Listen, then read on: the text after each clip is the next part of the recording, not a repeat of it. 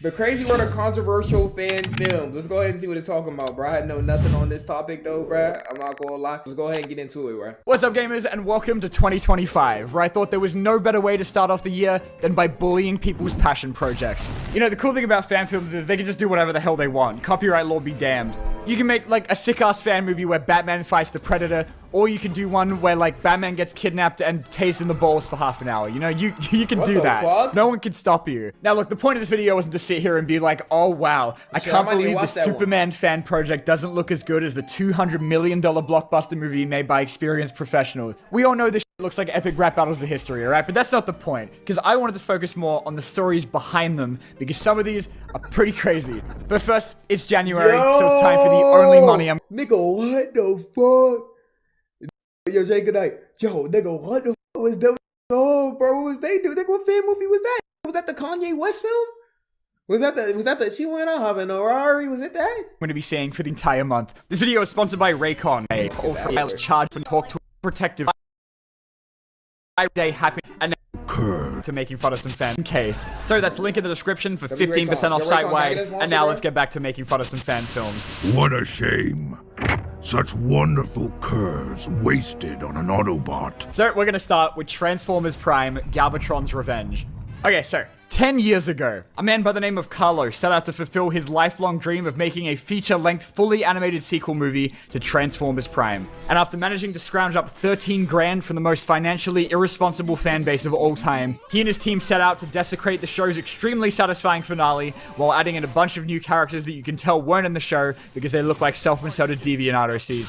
Now, the original idea was for it to come out in 2017. So, you know, they only ended up being off by about 7 years. It happens. Just to put that into perspective, when this project started, the Ice Bucket Challenge was still around. But finally, after a decade, in mid-December 2024... Sometimes, bro, I really fuck with them. Like, the who tried to make a fan Total Drama Island, but then got taken down by, like the first episode and shit like that. That was kind of sad. Because, like, low-key, a lot of fan projects happen because the is not releasing the product. Like, won't release the shit. Like, either this shit takes a decade to get, or just said forgot about it, bro. Like, that's a lot of times they gotta go animate that bitch themselves. That's why you see all them anime fights animated before the fight actually happens in the anime, my nigga, because y'all niggas gonna take a decade to animate that bit, bro. We want to see that shit now. Galvatron's Revenge finally dropped on the Prime Animations channel, and was it worth it? Looks like it probably. Absolutely.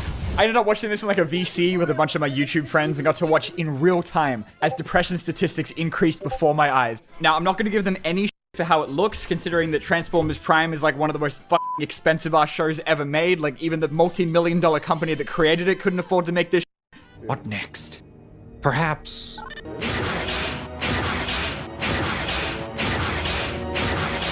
God damn, that shit endless as hell! Holy we get the point! What it does have is some absolutely fire dialogue. How does the new hand feel, Commander? Like new. But anyway, the real reason that everyone was dragging the shit out of this movie was because of the guy they got to play Ultra Mag. Sup, Tube? What's up, man? Oh, that don't hit like that. Yo, what's up, guy? Hey, bro, bro, just come to Twitch, Twitch Blue Ride right here. Follow up.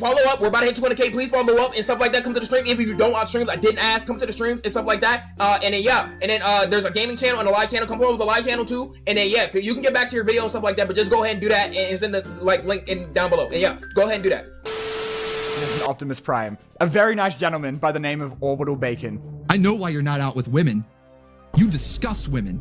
You might be able to get an ugly girlfriend. You disgust women. This dude has done it all. He's homophobic, sexist, transphobic, anti-Semitic. This dude is collecting phobias like they're Infinity Stones. And I just know he's like one of those dudes who gets off on all the attention about it. So he's probably watching this video with like one hand. Hey Bacon, how you doing? Anyway, a week after Galvatron's Revenge came out, Carlos dropped an Oppenheimer-length explanation video that you bet I watched on 2x speed like it was a freaking uni lecture. And in Carlos's defense, he does say that most of the lines for the movie were recorded back when Harambe was still alive, which was like way before Orbital Bacon had his public crash out on Twitter. But still, like, you only had like an entire decade to replace him, dude. I mean, to be fair though, they didn't bother to replace anything. It is insane that it took a decade to make and they still left in takes where the actors f up the lines. We've got to make sure. Yo, Twitch is ERB valid? Is ERB valid, bro? Is ERB valid? Trust, like, is it valid? Trust, like, it's just a little ERB, bro. Trust. Clear the area to avoid any humans from being harmed. So that's probably why all the female voice actors sound like they're on a fucking Skype call, because they had to be like 20 feet away from Orbital Bacon at all times. There's no room for showboating. We work as a team and as a single cohesive unit. But anyway, after finding out that this Optimus VA was racist in the entire and Color out to do something about it. Polite asking him to not do that. Jason explained his views and assured me he wasn't a racist or a homophobe, but Yo, nigga said, yo, racism? I won't do that again. I won't be racist. Nigga said, shit, I just need the nigga talents, bro. I don't give a be racist. Just keep him on the shit, bro. That's tough. I saw a post, someone asking him if he was a racist, and he replied extremely. Bro, double down. Again, I wanted him to articulate. Bro, he has the, look at his shit, bro. He has, when she went up in the Rari, they say, I'm at it like, like, bro, he had that shit, bro. What the fuck? That has that shit, right? Himself, right? Because, I didn't want him to say, you're taking it out of context, you're jumping to conclusions. Carlos said that he sent him like a bunch of Bible verses, like he was trying to purify him or something. I sent him Bible verse after Bible verse. I just don't believe they couldn't find anyone else to do it, right? I feel like that's like easily the most replaceable guy in the whole thing. Like anyone could do an Optimus Prime impression. Autobots, despite only making up 13% of the population. But then like a week after it came out and some guy's live chat, Bacon was going around openly talking about how the movie was, so thank God we kept him on her. I don't think Carlos even noticed though, because he spent the entire week that the movie came out arguing with every single person in the comment section and then turned them off when he worked out that even he doesn't have that much free time. Like apparently he told an actual child that all the stuff on his channel was which is like really f***ing based actually. But guys, I have a confession to make. And it's not easy for me to say this, alright, but I gotta come clean. I was one of the backers for this project. I know, but let me explain, okay? In my defense, I was 14, and you might be like, oh, that's okay. Like, how much could a 14-year-old possibly give them, you know? A lot of them be like GoFundMe type projects and shit like that, bro. And I respect some of them, bro, but some of them joints, he just did anything.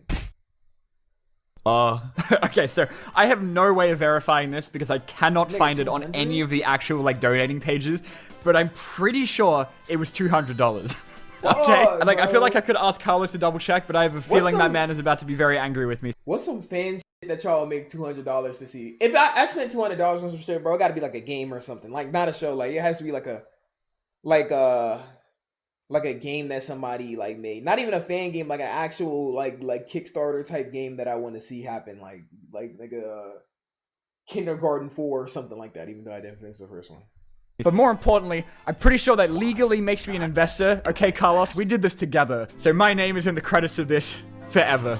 Also, I just wanted to say, apparently I was supposed to get like a laptop bag for donating this much. Where's my bag, Carlos? And that's not even the worst thing about the credits, man, because this ends on a cliffhanger, if you can believe it. So it turns out originally they wanted to do a trilogy. Can't wait to be on my fucking deathbed surrounded by my grandkids going, wait, I can't go yet. Galvatron's Revenge 3 just dropped and I gotta make a banger-ass commentary video. But alright, let's just hold on for a sec, alright? Is it very funny to make fun of it? Absolutely. But like, I do not in any way want to like diminish the amount of work that would have gone into this, okay? Regardless of how many fucking lifetimes it took for this to come out, it's still like a hell of an achievement, alright? And like, I do not want to take away from that in any way. Like, could I do this? Absolutely the f not. I mean, I do feel a bit for Prime Animations, especially with a project that took like half my entire lifespan to come out, aside from the whole bullying children part, but he made some bad decisions, sure, but like, same 10 years ago. As I was making this video, Carlos was still dropping our... 200 as a kid is crazy. I don't even know where the nigga got it from, bro. I ain't even have access to that type of money, bro. I think I touched my first $100, nigga, at like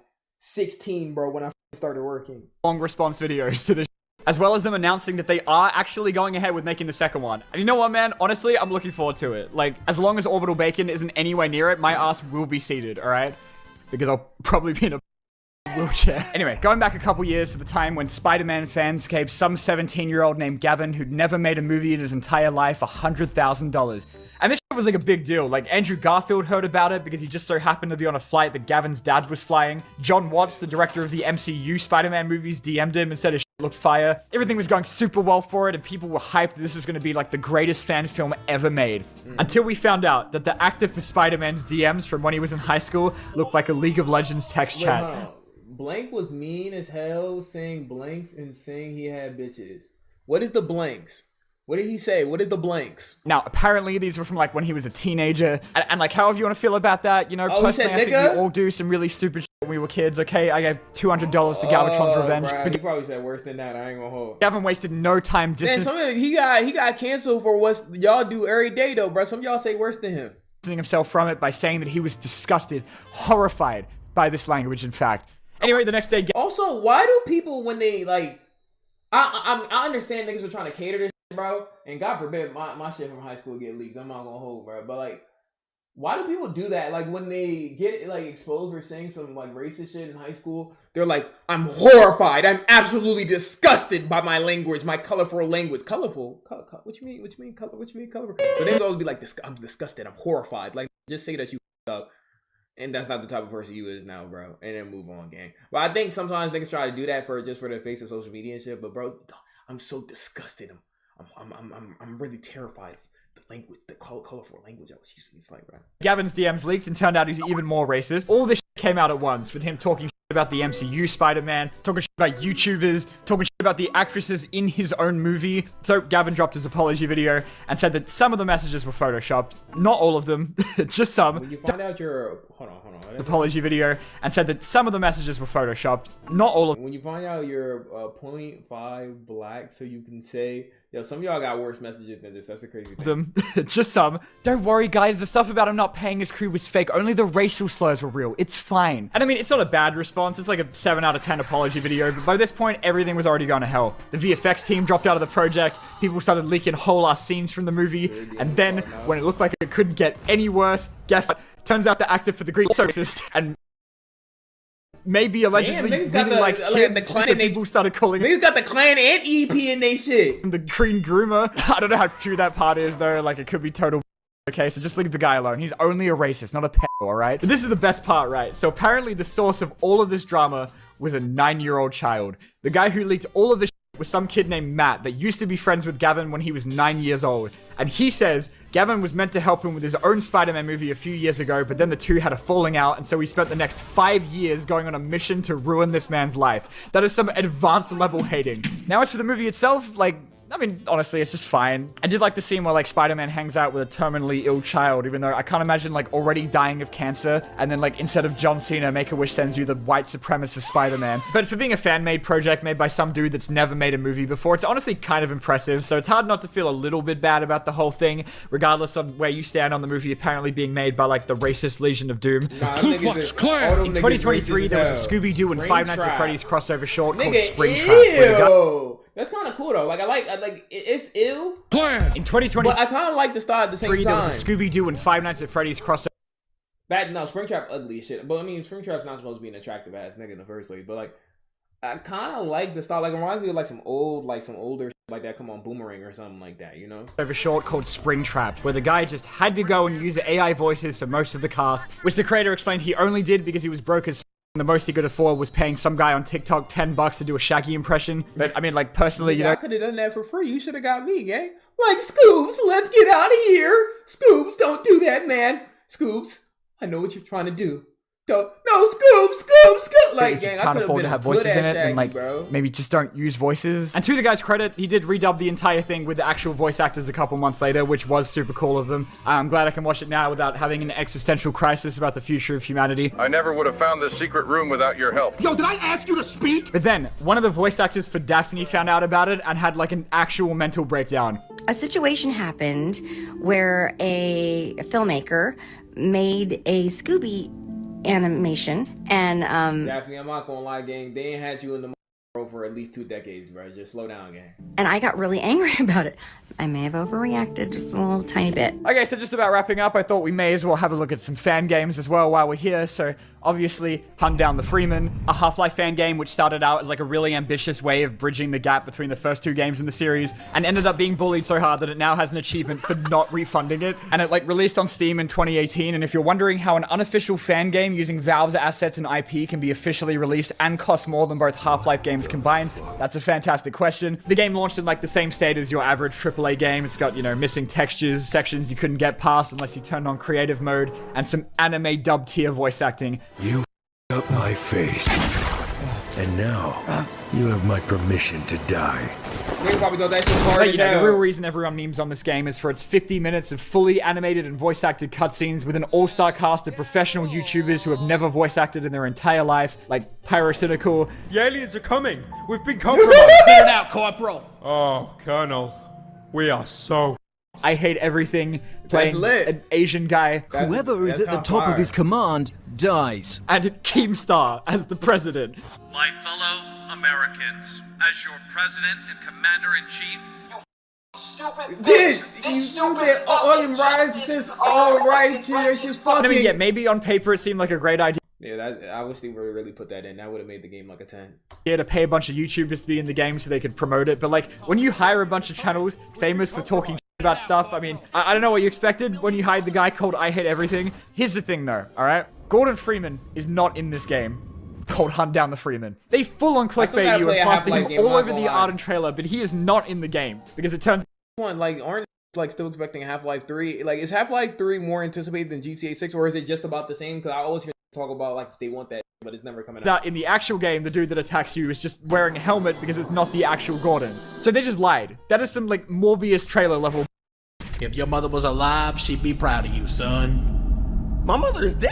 And of course, last but not least, Sonic Omens. And okay, this Sonic's one, have a bunch this of one's fan fun. games There was a though, time when everyone was calling this like one of the greatest Sonic fan games ever made, and that's like a pretty freaking high bar, okay? Like I was only gonna play a little bit of it to get like a vibe for the game, but then I like actually almost kinda ended looks up beating smooth. the whole thing, and like the only reason I didn't was because I suck at it. Genuinely, like the cutscenes are almost the quality of like an actual Sonic game, which I know isn't saying a lot, but you get what I mean, right? If you can ignore the slight Russian accent everyone has, it almost sounds like a real game.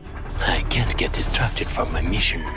Excuse me, what the actual fuck? And you can tell the people behind it are like huge Sonic fans because of all the deep cut references. Like it's got Chris Thorndike in here, you know that little from Sonic X. Isn't that true? My friend? It's Sora! But like genuinely, I only had good things to This say about actually it. It's looks got like like great pretty gameplay, good the for a music's fan game. It looks pretty goated, good. the game files contain fully textured underwear on a model of a 12-year-old girl. Wait, what? Is it like a mandatory requirement that you're like not allowed in your schools when you get hired for fan projects? Jesus Christ, Oh man. Now, my even though a lot of God, people run with this story, I actually can't say for sure how true it is, okay? My source for this is know your memes, so and as you can imagine, I wasn't like super keen on looking too hard for it. Like I was just happy to take people's word for it, so I didn't go to government watch list. Now, Sega is like one of the most lenient companies of all time when it comes to fan works, unlike someone I know. So these guys like taking advantage of Why that. a lot of Sonic games when they come out, niggas be like it's ass. Like for the past 10 years, bro, I think Sonic has had like 3 games that came out that niggas actually like. By like trying to monetize their Sonic fan game by like running ads on their Game Jolt page, was kind of putting the future of like every other Sonic fan game at risk, which is like kind of a thing to do. There's a lot to this one, I just don't have time to get into. Like there was some guy called Farquhar who dropped like a whole ass Google Doc of evidence against them, and apparently the devs got like so pissy about it they were trying to work out how to sue him for defamation, like over a fan game that they don't own the IP of. Like what? Anyway, that's all from me. Thank you guys so much for watching. That was a good ass video, gang. I ain't gonna lie, Chad, I should make my own fan film. I ain't gonna lie, BBG, the movie. I need to make my own little shit like those, bro. I ain't gonna hold though. Y'all slow down. All right, bad, my bad. If y'all watching this on the live channel, Twitch Blue Ride in the description, y'all let me know some fan films that y'all fuck with and shit like that. I like when fans come in and make some shit as long as they don't like. I'm not gonna say butcher this shit, but as long as it's not like the Legion of Doom behind this shit, man, I'm cool with it, bro. But yeah, all right, BBG.